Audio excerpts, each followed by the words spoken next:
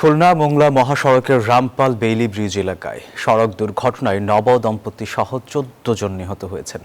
খুলনার কয়রা থেকে বাগেরহাটের মোংলায় ফেরার পথে বাসের সঙ্গে মাইক্রোবাসের সংঘর্ষে এই দুর্ঘটনা ঘটে। আর এই ঘটনায় আইনগত ব্যবস্থা নেওয়ার প্রক্রিয়া চলছে বলে জানিয়েছে পুলিশ। মাত্র একদিন আগেই হয়েছিল আব্দুর রহমান সাব্বির ও মার্জিয়া মিতুর বিয়ে। নতুন জীবনের স্বপ্ন নিয়ে নববধূকে নিয়ে বাড়িতে ফিরছিলেন স্বজনরা, কিন্তু আনন্দের সেই যাত্রাপথই মুহূর্তে পরিণত হয় মৃত্যুর মিছিলে। একসঙ্গে প্রাণহারা নবদম্পতি সহ একই পরিবারের ১৪ জন। দুর্ঘটনার পর ৪ জনকে মৃত অবস্থায় রামপাল উপজেলা স্বাস্থ্য কমপ্লেক্সে আনা হয়। পরে আহতদের খুলনা মেডিকেল কলেজ হাসপাতালে নেয়ার পথে আরো ১০ জনের মৃত্যু হয়।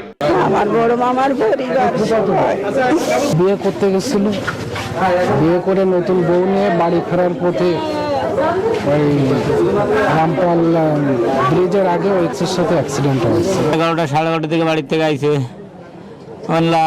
আপনি কখন খবর পেয়েছেন? না, আমরা খবর পাইছি একটু আসরের নামাজ পড়ার পরে। এদিকে দুর্ঘটনার খবর পেয়ে হাসপাতালে ছুটে আসেন স্বজনরা। প্রিয়জনের মরদেহ দেখে সেখানে সৃষ্টি হয় হৃদয় বিদারক দৃশ্য। কান্নায় ভেঙে পড়েন পরিবার ও প্রতিবেশীরা। বংশ এবং যে ছেলে বিয়ে করছে সেই ছেলেও মারা গেছে। এ ঘটনায় আইনগত ব্যবস্থা নেওয়ার প্রক্রিয়া চলছে বলে জানিয়েছে পুলিশ।